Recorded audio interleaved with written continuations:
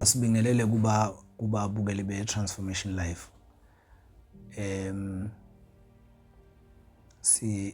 Siyacela ukuthi before ubuke video yakho uchofoze uyi-like before ibuke. Ungaskip ama-ads and do lezi zinto esihlale sigqugquzela ukuthi nizenze just to support us.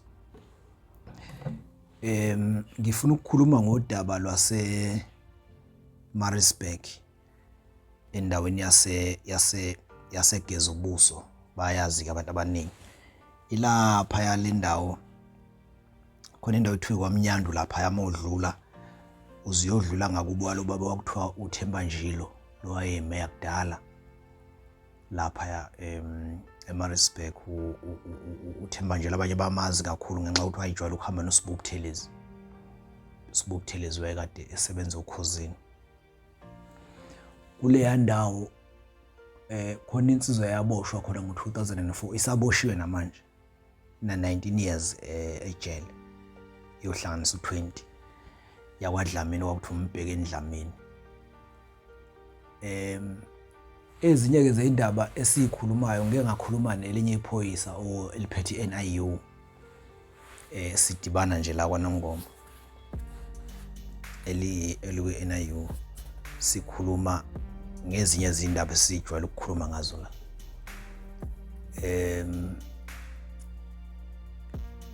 So likhuluma kukhona nje umunye ubaba ngapha eMandeni futhi oyiphoyisa owakwangishayela wathi hey, uyazi ukuthi ezinye zeindaba enikhuluma lapha ku-Transformation Life ni-TPC igebengu nini. Ngoba manje nenza umsebenzi wethu ubenzima ni-TPC igebengu. Asi-TPC kuphela igebengu nawo amaphoyisa siyawaTPisa ngoba ngeke ngezwe nje la ngaseJozi amaphoyisa phela ayibamba inkunzi kakhulu. Amaphoyisa nje ayiba yabona makuthiwa kubanjwa inkunzi kulesi sikhathi samanje njengoba amaphoyisa eseyingozi kangaka kusekukhona iphoyisa phakathi kulezi insizwa ezibamba inkunzi. Ayibamba amaphoyisa inkunzi ayika futhi awayibambi manje amaphoyisa kade ayiqala ngabo 1999 98 amaphoyisa eseyibamba inkunzi ngoba ziyazithi insizwa ngaphakathi ngalezo khathi imali esagadwa ngezagila. Zayizithi ayisagadwa ngezagila ayibamba inkunzi yabo nje sasinawo eNcome amaphoyisa asemajele kakhulu ngabo 2006 7 2004 5 6 7 ilawa ayigwetshwe ngo98 99 egwetshelwa khona ukubamba inkunzi. Ayibamba inkunzi ngayi mhlambe ke manje sekuthanda ngoba i-security sithathi kakhulu kwi-cash in transit emotweni ezihambisa imali nani. Kodwa amaphoyisa they are involved amanye wawo. So anokungishayela kamanye ethi sithiphisa abantu la igebengu la ku-Transformation Life kodwa ke not in a bad way. Yebo inhloso yethu ukuthiphisa abantu ukuthi begcine bengayijela ngoba saqala lapho. Bayazi abanye ukuthi saqala nje sichaza indaba zasejele nanokuthi abanjani abantu abangaphakathi ejele and all that. Sasusa ke futhi nezinye inkolelo ezikhona nje eziningi ezazwa umphakathi ngejele. Ngeke ngakhuluma nje noprofessor wase Free State engenza i-interview over the phone egxile kakhulu ke yena kwi-education yasejele. Ngamtshela ayikho le nto. Ngithema ngimtshela ukuthi ejele ukuregister isifundo eUNISA bese ukuthi mawuzobhala namhlanje let's say uzobhala noma next week this week uvela uthathwe idraft ikhombe eMaritzburg uthi uyachaza ukuthi hayi mina ngiyabhala next week i-exam yaseUNISA kuthiwa wena wabhebhe ingane ngaphandle usugijima uzokhuluma indaba yokuthi ufuna ukufunda isikole wayeka isikole ngaphandle kusho amaphoyisa. Wena wayeka isikole ngaphandle usufuna ukuzozenza ngcono la ejele uthi ufunda nahamba ugcina uhambile. So indaba yokufunda nje ejele is very difficult, ayifani, akuyona lento abantu abayicabangayo, but ngake ngayichaza-ke yona, but ngelinye ilanga kukhona la esiyoyichaza khona. So-ke esikwenzayo nje ukuthiphisa abantu. Bese-ke kwesinye isikhathi noma usuthishisiwe phela kusho ukuthi ngeke uboshwe. Ibhadi-ke mase liqondile soliqondile kufana nakho ukuboshwa. Mase kuqondile nami nje mase kungiqondile ukuboshwa ngingaphinde nje ngiboshwe kahle kamhlophe. Bemangala abanye ukuthi hawu lo muntu ngoba wayekhuluma izinto engazi ukuthi nje yena ngathi impela cha nje mase liqondile ijele lingangiqonda nje njengokufa kahle nje futhi lingiqonde ngento futhi eningathi maniyibona nina nithi hawu lento ngoba bengingafanele ayenze noma bengafanele yenzeke, especially ku MC Menzisto, kodwa igcine seyenzeka njengalensizwa nje engikhuluma ngayo la yase Gezubusa Maritzburg. Umfowabo Dlamini wajola nomfazi womuntu endaweni kanti ngo-2004 kanti lo mfazi wayesevele sekuyiprocess ye-divorce nendoda yakhe. So-ke umuntu uma esekuyiprocess ye-divorce nendoda, obviously i-attention enye uyinikeza, i-focus nje enye ne-attention uyakwazi ukunikeza amadoda, umuntu uyakwazi ukuyithengisa uma ese-available. So uDlamini wagcina seyijola-ke nalo mfazi. Ngizocela ungasesho isibongo sendoda le yashona. Kuthe uma esejola uDlamini nalo mfazi kwase kubonakala ukuthi njoba sebezodivorce nje umfazi nendoda, wayesethi umfazi uyazi ukuthi uma kungafa indoda yonke into yendoda ingaba ngeyami, kanti uma kuze kufika kuyi-divorce sohlukaniselana izinto, kusho umfazi. So wayesethi base bevumelana noDlamini ukuthi uDlamini akabulale lo muntu, akabulale le ndoda lo mfazi. Ekuplaneni kwabo umfazi wayesethi no, ngizohamba mina ngiyedolobheni, wena uzosala ufike ekhaya. uDlamini wayeyazi indoda noma wayengayazi kahle hle, kodwa wayethiwa wayifuna ngesithombe ngoba wayephethe isithombe, wayefuna nje ngesithombe. Kuthe uma sebeliplani iqhinga labo, wayesethi umfazi no, mina ngizohamba ngiye edolobheni, isigameko kufanele senzeke ngingekho, ngizobuya mina edolobheni isigameko sesenzekile. Ngifuna ulalela ukuthi icala mase liqondele liqonda kanjani.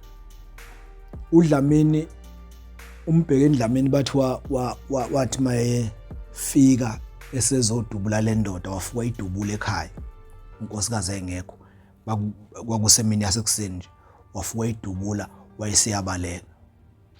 Kusho ukuthi wayesefonela lo mfazi lo, wamtshela ukuthi hayi sengikwenzile lokho.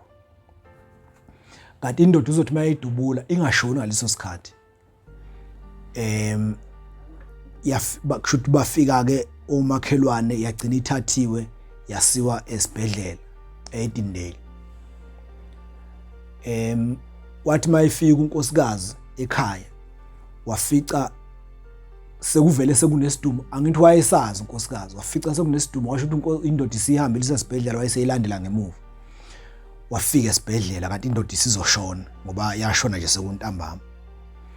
Uma-ke amaphoyisa esethatha istatement, angithi naye unkosikazi phela ufuna isibhale, unkosikazi njengomuntu ohlala nendoda, ukuthi hayi mina bengingekho ngisedolobheni ngezwe uyabo, kufanele ebhale istatement. Uma ebhale istatement unkosikazi uthi utshena amaphoyisa, mayesebuza amaphoyisa, indoda yakho njengoba idutshulwe ubukuphi, uthi-ke yona hayi mina bengingekho ngisedolobheni, ngafonelwa, uyazi, ngafonelwa kwathiwa angiphuthume ekhaya ngizo sekonakele. Abhala phansi amaphoyisa, ubani obekufonela? Wangundaza unkosikazi manje. Angithi lento uyisho enganakile, sekufanele achaze phela ukuthi ubani okufonele, ngoba mhlambe lokufonele singaya kuyena siyobuza ukuthi uboneni yena, mhlawumbe ufonele umuntu obeseduze nomakhelwane, ubani okufonele, hayi washona eceleni unkosikazi, akusashokeki. So uma and the worst thing kulelo daba, ngesikhathi embuza amaphoyisa lo nkosikazi abesemthatha ambopha kodwa abuya amdedela. Ngesikhathi somngcwabo uDlamini wayekhona. Ngesikhathi somngcwabo uDlamini kuthiwa wayekhona, uyena wayephethe uhlelo emngcwabeni kungcwatshwa lo baba. Wangcwatshwa ke. Kodwa kuthe uma sengcwatshiwe emva komngcwabo nje, ngoba indaba phela ziyakhulunywa, abanye abantu bebabaza ukuthi hawu uDlamini useze, angithi abanye phela makwenzeka icala endaweni abantu basuke bazi noma basuke bengeke bekhuluma, kodwa okukaDlamini kwababazisa ngoba sebembona emngcwabeni ephethe uhlelo, base besala bekhuluma abantu. Udaba lwaze lafika emaphoyiseni ukuthi umuntu obulele le ndoda uDlamini. So ngokwe-prove amaphoyisa anayo, kwathi nangempela mayesesha eselandela lo mama ke manje sebuya ngeshoti ngoba ayise nabo ubufakazi omncane, primary evidence eshoyo ukuthi lo mama khona kwazi. Bathi mabe check ifoni kaMama kwatholakala ukuthi i-call eyangena eduze nje kwesigameko, umuntu wafonela lo mama ifoni kaDlamini. Aqala amaphoyisa afuna uDlamini, amfuna athi mayifika kwakhe esezwile uDlamini ukuthi uyafuneka, wayengasahlali lapha egeza ubuso. Bathathi mayifika endlini yakhe afika athola isithombe sale ndoda leshonile, okubufakazi ke manje sokuthi ngempela uDlamini le ndoda ubeyifuna ngesithombe ngoba sekuvelele lokho. Afika athola isithombe amaphoyisa, abese eseqala ke esecinga uDlamini. Naye lo mama ngenxa yokudidwa ke ijele seboshiwe, wabe sechaza ukuthi hayi ngempela umuntu wabulala indoda uDlamini, ngambulala indoda ngayibulalela ukuthi nokuthi nokuthi, ngacela uDlamini ukuthi angibulalele yona le ndoda ngoba bese ngitshola noDlamini. Amcinga kamaphoyisa umfo kaDlamini engasatholakala, wayehlala ngaseMbali. Ngizoyikhumbula le ndawo, khona indaba ekuthiwa khona indawo ekuthiwa iseGomora lapha eMaritzburg ngaseMbali. Bathi uDlamini wayehlala lapho, wahlala angazi noma wahlala unyakani, wadedela intshebo, wangabonakala nje ukuthi uDlamini, amcinga amaphoyisa ancama engamtholi. Bathi tenzeka uma ke bengikhuluma ngokuthi uma ijele seliqondile, ezinye izinto ngeke ukwazi ukuze uma nje seliqondile ijele. Bathi umfo kaDlamini wavele waphathwa unyawo, umlenze, la icashe khona ehlala khona, esenentshebe waphathwa unyawo, lwavuvukala unyawo, waligcaba lwavuvukala unyawo, kwabonakala phela kufanele esibhedlela manje. Waphuma wayesibhedlela, wathi bambula nesibhedlela, kwabakhona abambonayo ukuthi noma ngabe kuthiwa usenentshebe kodwa uDlamini wabethinta amaphoyisa, wayeboshwa kanjalo uDlamini. Uthe meseboshiwe lwaphela unyawo, lwabohla, wasinda onyaweni. So ke ijele mase liqondile, lisuke seliqondile, ayikho into sokungayenza. Usengaphakathi nje, ngicela ukuthi use-New Prison umfo kaDlamini la khona unyaka ka-19 lo, from 2004, ngoba icala limgweba ngawo-2004 laze lamgweba after, ngoba waqala wabaleka kodwa ke wazogcinwa abantu. So uma ngithi-ke kubantu, uma once wathatha isinqumo sokubulala umuntu, noma ngabe kuthiwa wenzeni lo muntu, once wathatha isinqumo sokubulala umuntu nje, once wasithatha nje, wawusuyambulala, ubokwazi ukuthi bayebethi abantu umuntu mayeshonile uphumule, but I don't believe that. Bayebesho njalo abantu hayi umuntu mayeseshona lisuke sephumula. Mina I don't believe that. Nginesizathu esenza ukuthi ngisho kanjalo. Futhi buyaye bayebethi lo ababulali bayebethi usibanibani ngizombeka endaweni yakhe mabezokubulala. Usibanibani ufuna ngimbeke endaweni yakhe. Ulusa amadada ezulwini. So ukulusa amadada ke it's a form of ukuhlukumezeka ngamanye amazwi. Kanti ngesikhathi ubulala umuntu uthi umbeke endaweni yakhe ulusa amadada ezulwini, nawe ngesikhathi ebeke endaweni yakhe lo muntu phuma nje umphefumulo, nawe usubeke endaweni yakho ngaso leso sikhathi. Noma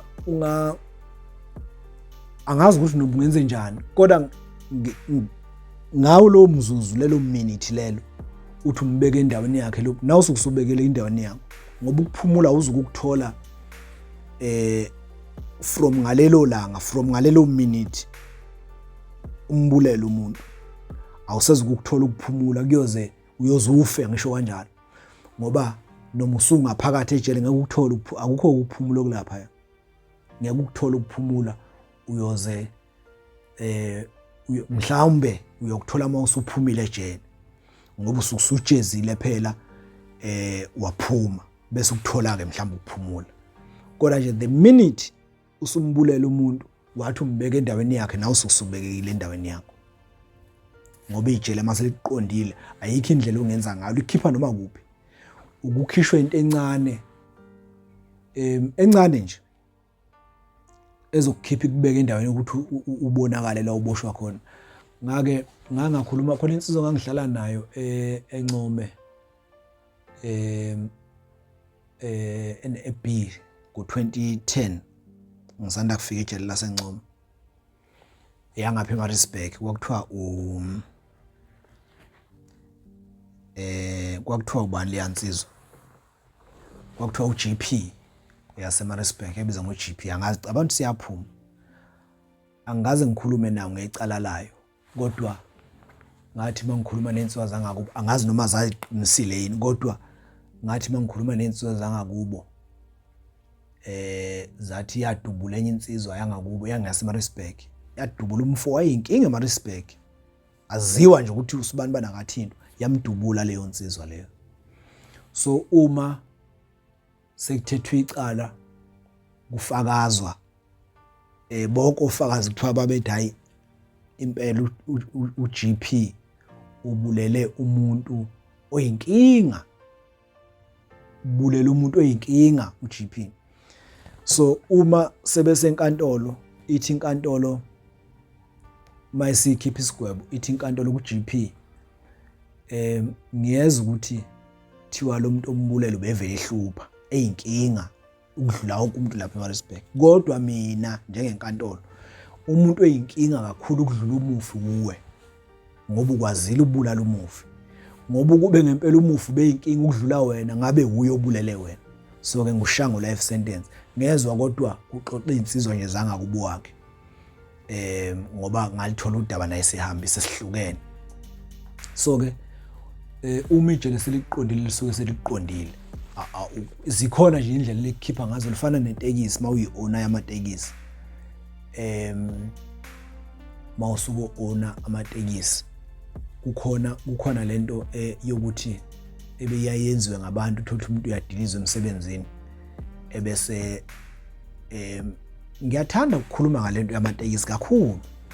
Ngikhulumile ngeinkabi ezibulala abantu ematekisini nanokuthi zenza kanjani, mayizobulala abantu zikhokhelwa kanjani,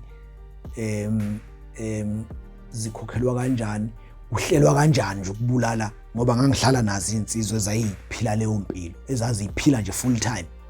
Namanje ngisazwana nazo kakhulu, ezinye zazo ziyangifonela, siyaxhumana kakhulu. Ngethi ke ngoba phela ngisuke ngingeze ukungena emsebenzini wazo, kodwa nje ziyazi ukuthi ngumuntu okhuluma ngayo lento. Ngeke ngithande kakhulu ukukhuluma ngento yamatekisi, ngoba ibhizinisi lamatekisi abantu abaningi bazi ukuthi ibhizinisi labantu abamnyama njengoba nesibona silwa kangaka. abantu baye bethi noma bekhuluma ukuthi hayi phela itekisi abanye beze bethi it's 100% black owned business besho amatekisi, of which is not true. Not true at all. Kodwa siyalwa sibanga igama ngoba igama phela ukuthi abantu bayawa own amatekisi, ibusiness labantu abamnyama. That is not true. Amatekisi ibusiness labamhlophe labelungu, ibusiness labantu abaphethe umnotho ngesandla. So ke liyayikhiphe itekisi yakukhipha ekhaya, kukhona lento ebiyenze ukuthola umuntu udiliziwe ebese ethenga itekisi eyifaka egameni lomuntu, angayibizi ngeyakhe, engayibizi ngaye, ayibize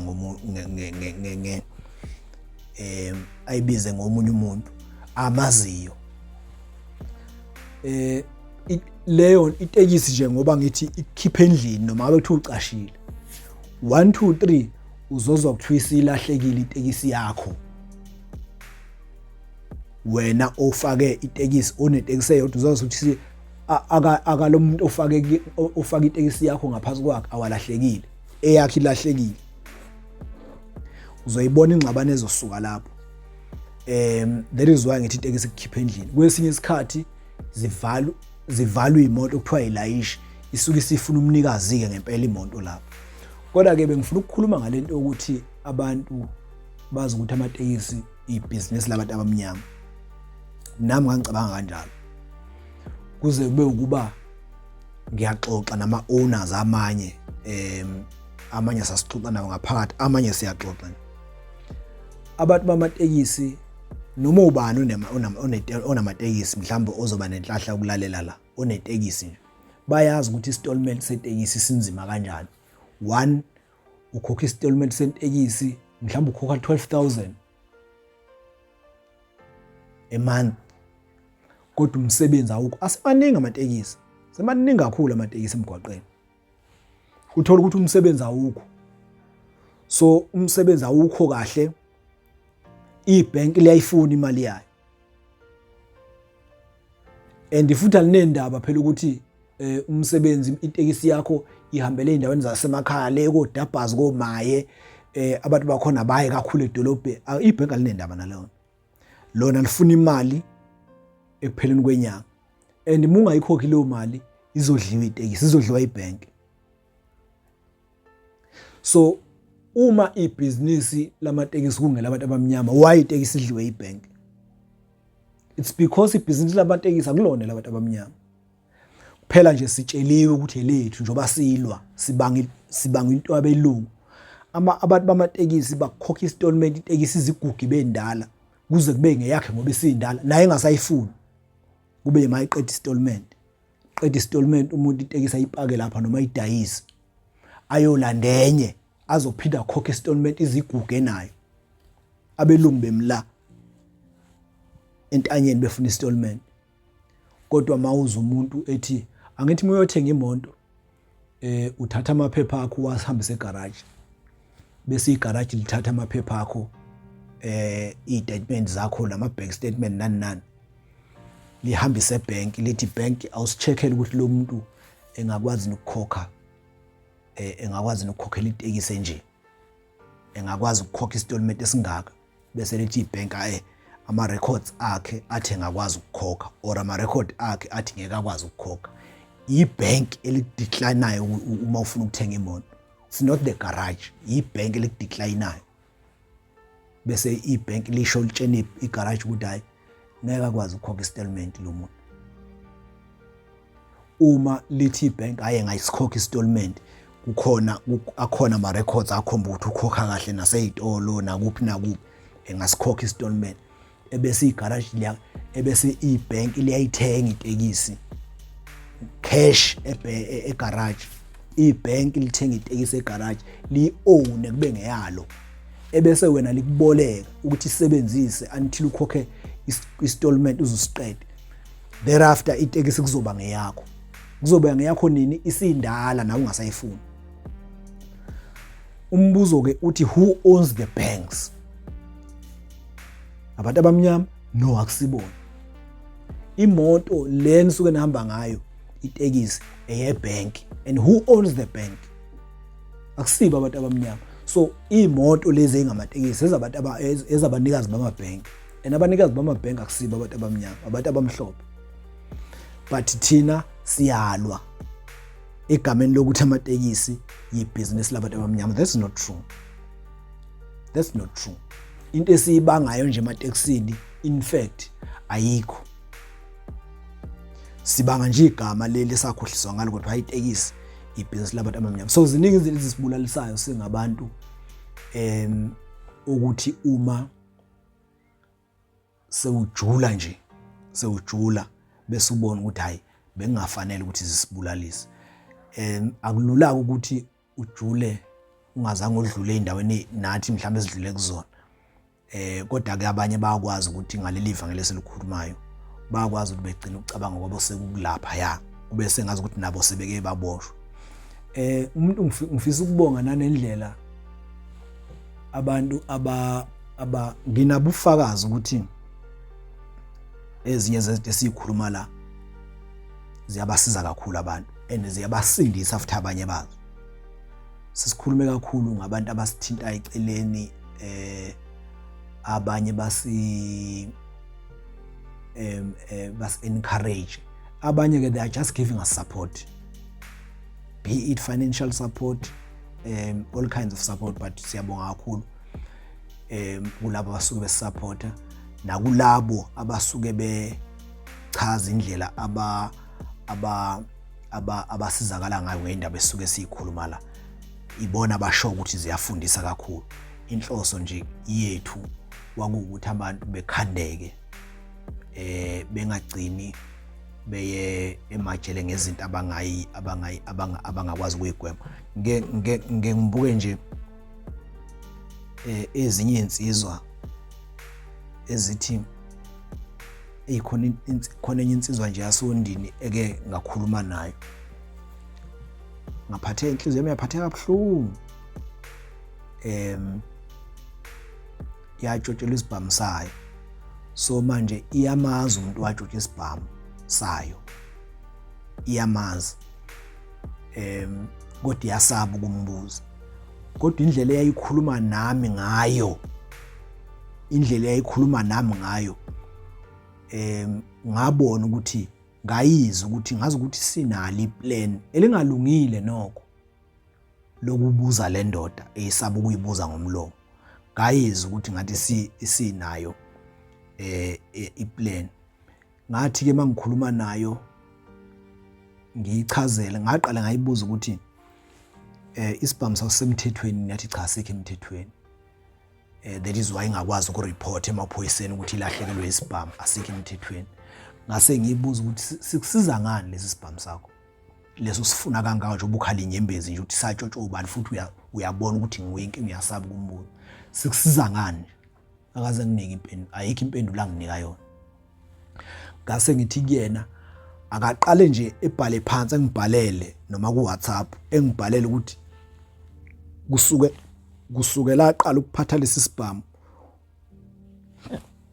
yini nana izuzile noma usizakalephi njobe ephethe lesi sibhamu, yini njoba singasekho sebesitshotshile nje, yini esimlahleke, uselahlekelwe yini esimlahlekele. Ekuyangidrophela imessage izolo lensizwa ingidrophela imessage ku WhatsApp namakhanda ahlekayo, ikodwa ukhombisa ukuthi ngathi ijabulela khona. Ithi yazi namanje umbuzo wakho lento awuthi angiyichaze namanje njalo ngithi ngiyazama ukuyichaza, impendulo angiyitholi. So sinabufakazi ukuthi indaba esixoxayo ziyabasiza kakhulu abantu, and lokho kwenza ukuthi siqhubeke. Mhlambe ngaba sisaqhubeka ukube abantu abakhombisanga ukuthi ziyabaphilisa lezi ndaba.